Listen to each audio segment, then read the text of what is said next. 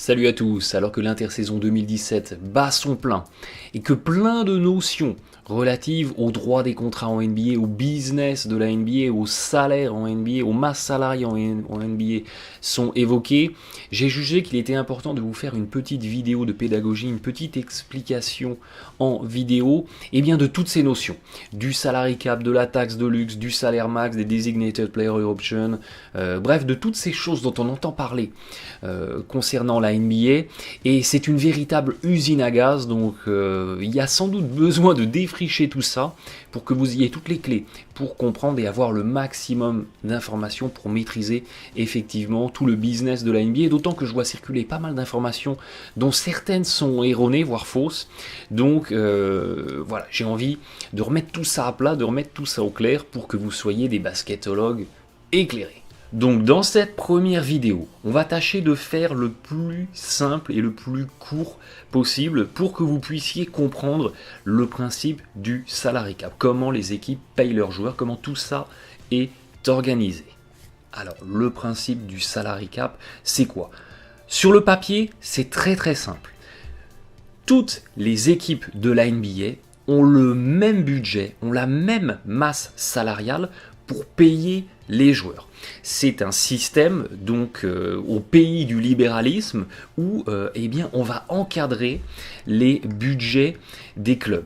C'est pour éviter que les équipes comme les Knicks ou les Lakers qui jouent dans des très gros marchés eh bien, et qui gagnent beaucoup d'argent puissent dépenser énormément pour recruter tous les meilleurs joueurs au détriment des équipes les plus faibles en termes de capacité du marché local, comme par exemple les Milwaukee Bucks ou les Minnesota Timberwolves. C'est pour que tout le monde soit sur un pied d'égalité.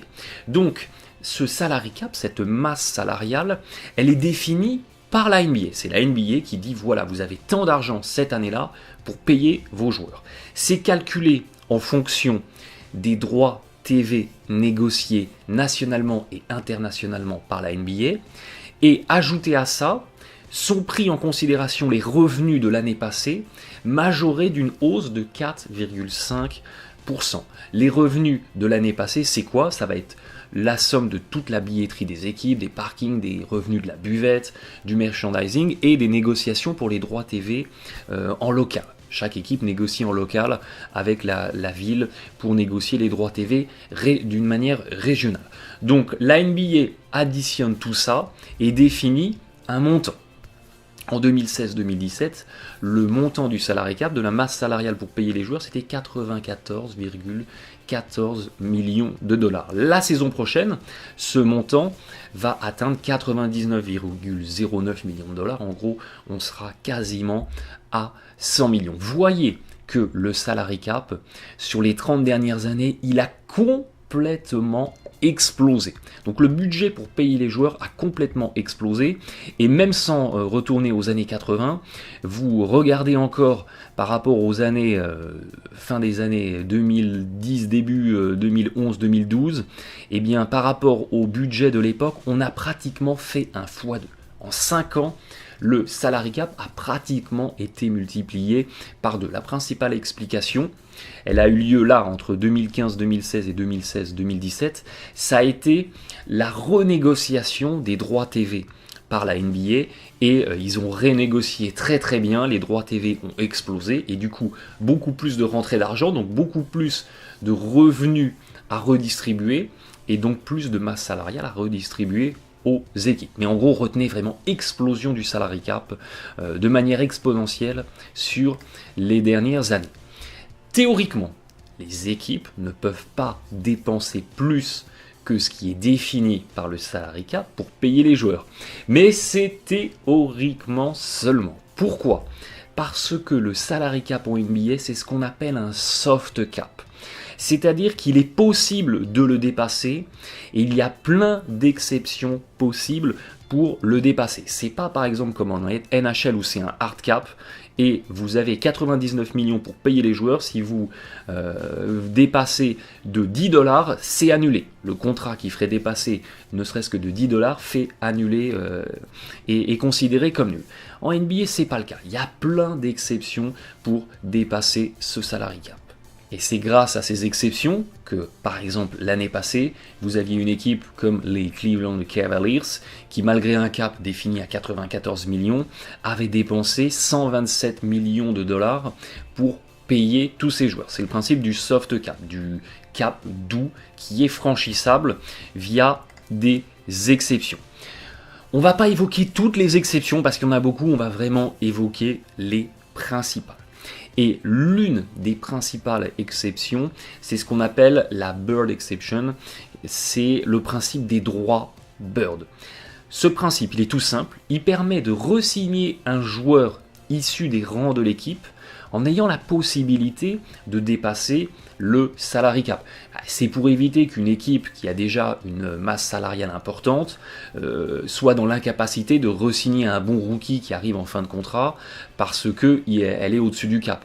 Exemple le plus éloquent, c'est les Spurs. Les Spurs, s'il n'y avait pas eu d'exception Bird, ils n'auraient pas pu re-signer Kawhi Leonard en fin de contrat rookie et Leonard aurait dû partir ailleurs alors que il a fait son développement du côté des Spurs. Donc ça pourrait être une forme d'injustice. Donc voilà pourquoi ça a été mis en place. Alors le vrai nom, on utilise tous l'appellation de la Bird Exception, des droits Bird, mais c'est un dérivé de langage, parce que Larry Bird a été le premier joueur à vraiment bénéficier de cette clause, mais le vrai nom c'est le Qualifying Veteran Free Agent. Voilà pour la dénomination correcte, mais on parle toujours de droit Bird quand il s'agit d'évoquer cette exception. Alors attention, les droits Bird vont être dépendants de l'ancienneté du joueur avec l'équipe en question. Je m'explique. Si vous venez de passer 1 an avec une équipe, vous avez acquis ce qu'on appelle les droits non-bird. Alors, ça prête à confusion parce que quand on parle de non-bird, on pourrait considérer que on a droit à rien. Mais en fait, on a quand même droit à quelque chose, c'est quand même une exception. Quand je vous avais dit que le business NBA était une usine à gaz, si en plus la sémantique prête à confusion, ça ne va pas nous aider.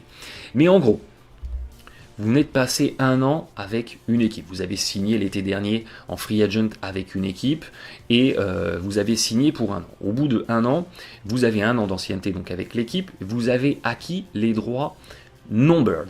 Donc si votre équipe elle a dépassé le salary cap et qu'elle a donc pas de flexibilité, pas d'argent disponible pour vous re-signer, eh bien elle peut quand même vous re-signer, d'où le principe de l'exception, pour un contrat qui va aller de 1 à 4 ans, avec une évolution de plus ou moins 5% d'année en année, donc soit avec une croissance de 5%, soit avec un niveau fixe, soit avec une décroissance, ça peut aussi se négocier, de plus ou moins 5% d'année en année, mais avec un montant plafonné à 120% de votre salaire de l'année précédente. L'exemple parfait pour illustrer cette exception en droit non-bird, c'est Kevin Durant cet été avec les Warriors. Il est arrivé, souvenez-vous, l'été dernier à Golden State. Et il avait signé l'été dernier un contrat de 1 an plus 1 an en option joueur. On fera dans la prochaine vidéo une explication des contrats dans le détail, mais en gros, il avait signé pour 1 an plus 1 année en option, il n'a pas activé son option, donc là, il est free agent. Sauf que, ça fait que 1 an qu'il est avec les Warriors. Donc, il n'a acquis que les droits non-bird. Donc, ça veut dire que Kevin Durant, avec son 1 an d'ancienneté, et une équipe des Warriors qui a dépassé le salary cap, parce qu'il y a déjà Draymond Green, Klay Thompson, ils ont signé Steph Curry, donc le salary cap, il est pété. Donc tout ce que peut proposer l'équipe des Warriors à Kevin Durant, c'est 120% de son contrat de l'année dernière. Et regardez, l'année dernière, il gagnait 26,540 millions de dollars. Vous faites 120% de 26,5 et vous arrivez à 31,8 millions. C'est le maximum que peuvent proposer des Warriors qui ont dépassé le salary cap à Kevin Durant. Kevin Durant pourrait éventuellement signer ailleurs et pourquoi pas toucher un petit peu plus ailleurs dans une équipe qui a de la flexibilité sous le salary cap. Autre cas de figure dans l'exception concernant les droits bird, c'est ce qu'on appelle l'early bird, qui est disponible dès que vous avez passé au moins 2 années avec l'équipe en question qui veut vous re-signer. Dans ce cas-là, vous pouvez signer un contrat qui va de 1 à 4 années, avec une amplitude de plus ou moins 8% de variation d'année en année, et un coefficient de 175% du maximum de votre contrat de l'année qui vient de s'achever. Donc si Kevin Durant avait 2 années d'ancienneté là cet été avec les Warriors, il pourrait prétendre à 175% du salaire max de son année précédente, dans la limite du salaire max défini par la NBA, et il pourrait comme ça effectivement toucher plus de 35-36 millions de dollars la saison prochaine, ce qui est le maximum qu'il pourrait toucher dans la NBA. L'exemple le plus frappant des early birds sur les dernières années, c'était en 2015, quand Millsap et DeMar Carroll à Atlanta avaient tous les deux 2 années d'ancienneté et étaient tous les deux dans une situation où ils avaient le early bird. Eh bien, les Hawks avaient fait le choix de re-signer Millsap, sauf que effectivement, eh bien, en faisant ça, ils avaient dépassé le salary cap, donc ils ne pouvaient proposer à DeMar Carroll que 175% de son salaire de la saison passée. Or, DeMar Carroll, il était payé très très peu. C'était un journeyman, un role player, il gagnait très très très peu, et tout ce que pouvaient proposer les Hawks à DeMar Carroll, c'était 175% de 2 millions, donc en gros ils pouvaient lui proposer 3 millions. Et c'est pour ça que Carroll avait accepté une offre extra lucrative des Raptors, sur cette offre, les Hawks ne pouvaient pas s'aligner. Troisième cas de figure concernant les droits birds, c'est ce qu'on appelle les full birds, les droits pleins. Dès lors que vous avez passé 3 années avec votre équipe, vous avez acquis vos full bird, vos droits bird pleins, et dans ces cas-là, vous pouvez signer un contrat qui va de 1 à 5 ans, donc vous pouvez signer une année en plus, donc jusqu'à 5 années de contrat avec une amplitude de plus ou moins 8%, et il n'y a pas de limitation par rapport au salaire de N-1. Donc si l'année dernière, si ça fait 4 ans que vous touchez 1 million de dollars en NBA, eh bien, vous avez explosé, vous faites une super saison, vous pouvez prétendre, si vous avez acquis vos full bird, vous pouvez prétendre à un salaire de 30 millions la saison prochaine. Il n'y a pas de limitation dans la limite du salaire max, bien entendu, défini par la NBA. L'exemple le plus récent là d'un joueur qui a utilisé ses full bird, ses droits bird complets pour re-signer, c'est Steph Curry.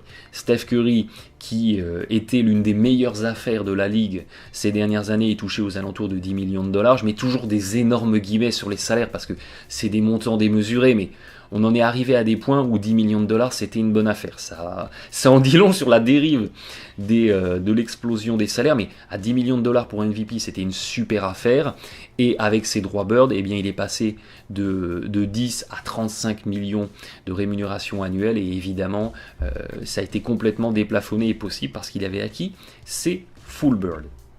Il y a une chose qu'il est très important d'avoir en tête, c'est que si en tant que free agent, en tant qu'agent libre, donc en joueur en fin de contrat, vous décidez de signer dans une autre équipe, vous quittez votre club actuel pour aller dans une autre équipe, et bien quoi qu'il arrive, vous réinitialisez vos droits bird, donc vous repartez à 0.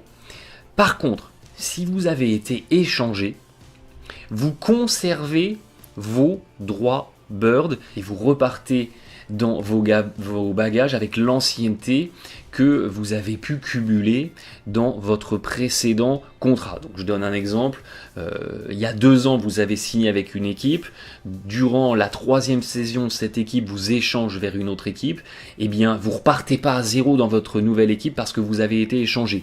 Vous arrivez avec vos 2 années et demie d'ancienneté, et vous pourrez faire valoir à la fin de cette 3e saison vos droits bird en intégralité pour re-signer. Donc ce qu'il faut retenir, c'est je signe en free agent dans une autre équipe, on remet les compteurs à 0. Une des autres exceptions qui est très très très utilisée par les équipes qui ont dépassé le salary cap, c'est ce qu'on appelle la mid-level exception. La mid-level exception, elle a 2 cas de figure différents. Soit vous êtes une équipe qui ne paye pas la taxe de luxe. On va évoquer le principe de taxe de luxe juste après. Mais en gros, vous ne payez pas la taxe de luxe, donc vous avez dépassé le salary cap, le plafond salarial, mais que d'un tout petit peu. Vous êtes encore relativement raisonnable.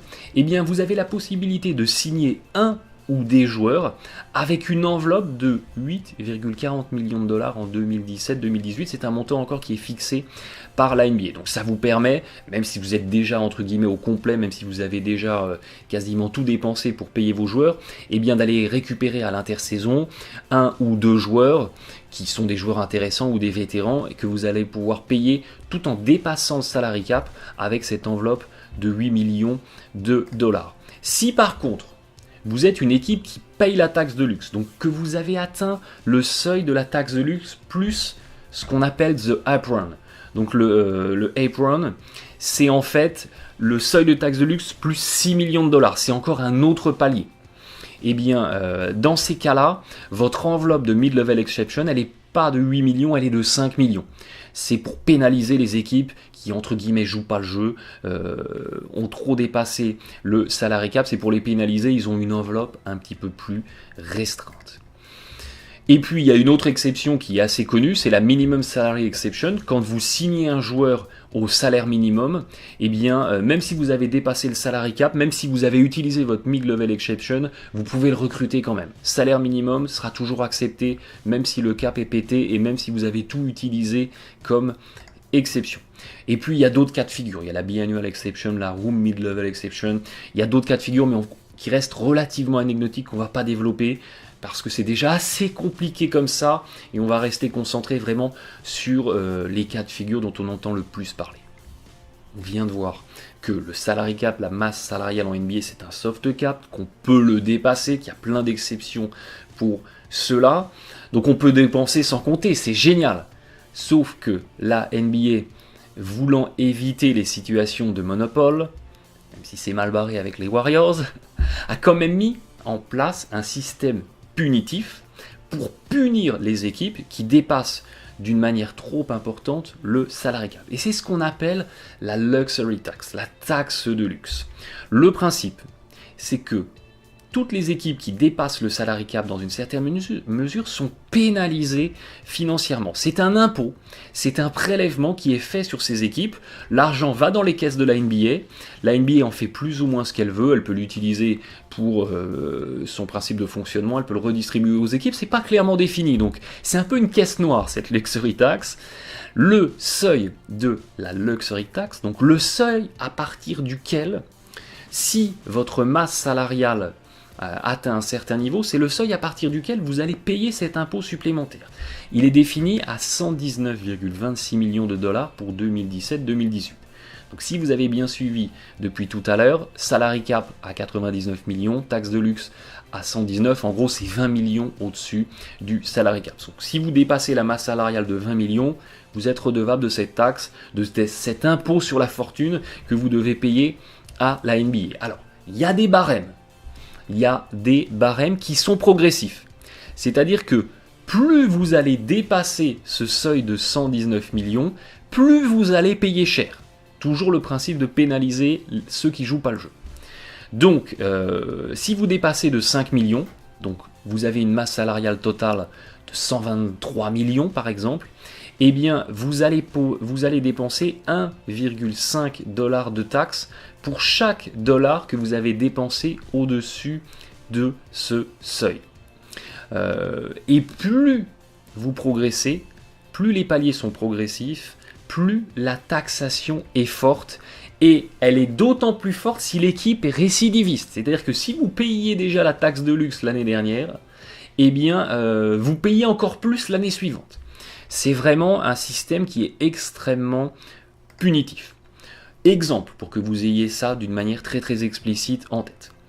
Les Portland Trail Blazers, en 2018, ils ont 137,7 millions de dollars de masse salariale. Ils ont une masse salariale pétée, ils ont pété le salary cap. Donc ils sont 38,6 millions de dollars au-dessus du cap. Et 18,4 millions de dollars au-dessus de la luxury tax, de la taxe de luxe. Donc ils vont être dans les barèmes relativement élevés. Et en plus, ce sont des récidivistes, les bougres. Ils jouent pas le jeu depuis plusieurs années. Donc, cette équipe des Portland Trail Blazers, elle va payer 39,8 millions de dollars de pénalités de taxes de luxe, ce qui, additionné à sa masse salariale de 137,7 millions, va faire une enveloppe totale pour payer les joueurs de 177,5 millions de dollars. Ça commence à faire beaucoup.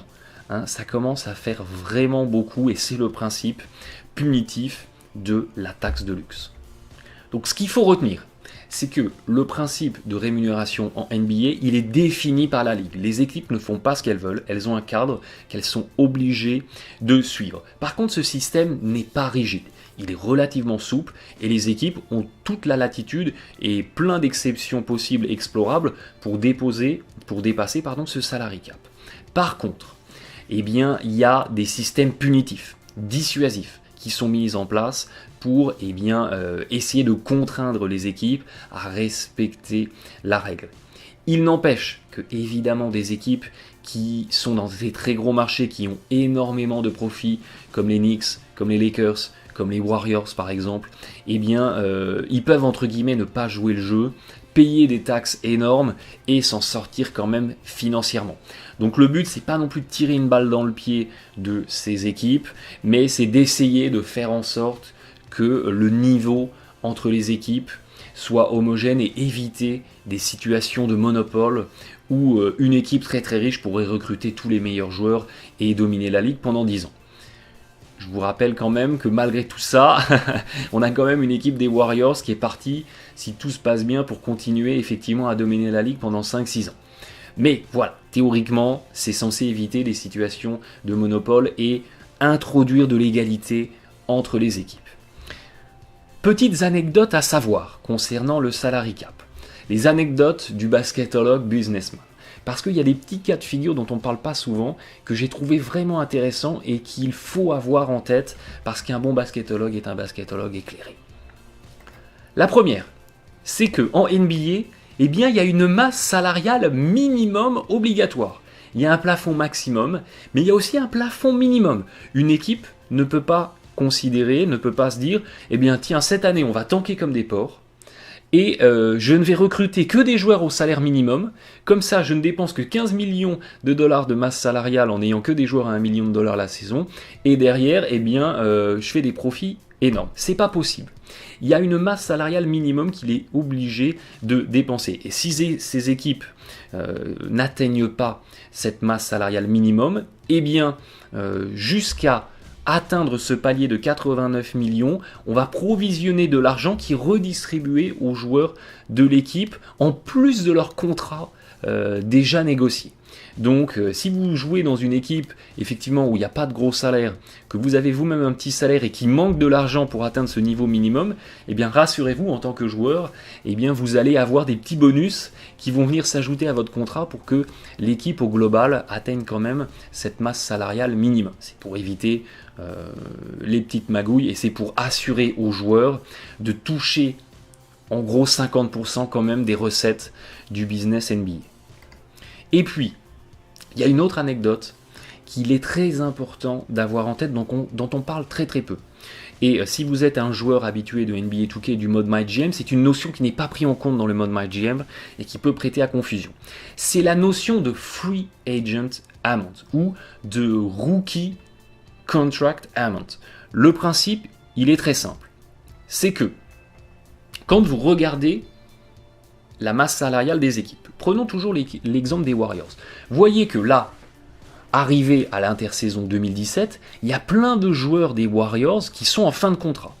Donc quand on regarde finalement les contrats garantis, là on est à 39 millions, on se dit attends, en fait il y a 100 millions de dollars là pour dépenser, les Warriors, ils ont que 39 millions déjà alloués, déjà provisionnés.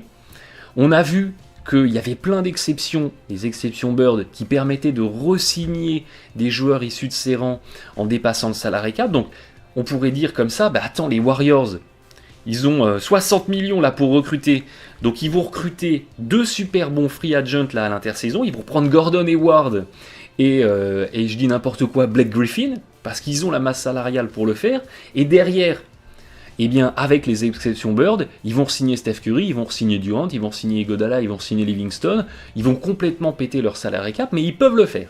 Eh ben non, c'est pas aussi simple que ça. Et c'est pour éviter justement ce genre de magouille que la NBA a mis en place ce principe. Le principe de free agent amount, c'est que si une équipe fait valoir ses droits Bird sur un free agent, eh bien son salaire est provisionné sur le salary cap de l'équipe. Donc il y a une anticipation, si vous voulez, de la NBA du futur salaire du joueur sur l'année comme ça à venir. Donc là, techniquement, par exemple dans le cas de Steph Curry, les Warriors ont fait valoir les droits Bird de Steph Curry. Donc sur l'année 2017-2018, avant que Steph Curry ait re-signé son extension, eh bien la NBA avait provisionné un montant. Un montant qui est calculé, il y a des barèmes, c'est très compliqué, mais en gros il y avait un montant qui était calculé sur le futur salaire de Steph Curry, et ce montant-là était déduit du salary cap disponible dont disposaient les Warriors pour recruter. Et ça, c'était vrai pour tous les joueurs. Ce qui, en cumulé, a fait en sorte en fait, que les Warriors, ils n'avaient que dalle en banque. Ils n'avaient rien du tout en masse salariale disponible pour recruter, parce que les free agent amount venaient compenser ce budget disponible. Donc la prévision de salaire venait impacter le salary cap de l'équipe. Donc il n'y a pas de possibilité de dépenser de l'argent faussement disponible pour signer des agents libres d'autres équipes. Ça évite ce genre de magouille. Alors c'est possible de le faire dans NBA 2K, mais c'est pas possible de le faire dans la réalité de la NBA, et heureusement. Parce que sinon, on aurait effectivement des équipes déjà super fortes qui pourraient recruter encore d'autres super bons joueurs avec de l'argent disponible à l'intersaison. C'est pour ça qu'on entend parfois parler de la notion de renouncing a player, c'est-à-dire renoncer à un agent libre. Ça permet à l'équipe qui renonce au droit Bird d'un joueur ou qui renonce à un agent libre, de libérer réellement la masse salariale disponible, parce que ce joueur arrive en fin de contrat, et ça me permet de ne pas provisionner un futur contrat pour ce joueur, et donc d'avoir là réellement de l'argent disponible dans le salary cap pour recruter d'autres joueurs à l'intersaison. Quand vous choisissez de renoncer à un agent libre issu de votre propre équipe, vous avez toujours la possibilité de le re-signer. Ça ne veut pas dire que vous n'allez pas le re-signer, que vous faites une croix dessus. 99% du temps, ça veut dire que c'est le cas. Mais théoriquement, vous avez toujours la possibilité de le re-signer. Par contre, un joueur renoncé est re-signé comme si c'était un free agent d'une autre équipe. Donc, il faut de la masse salariale de disponible pour pouvoir le signer et le faire venir dans vos rangs. Voilà pour ce qui était de la première partie consacrée au salary cap, au principe du salary cap. C'est la première chose à avoir en tête pour comprendre le système NBA, parce que tout va découler de ça. Les contrats max, les contrats minimum, les extensions, les designated player options, les player options, les team options, bref. Tout ce qu'on va évoquer dans la deuxième vidéo, vous ne pourrez le comprendre que si vous avez bien compris le salary cap. Accrochez-vous bien. Dans la vidéo à suivre, on va parler de l'usine à gaz des contrats.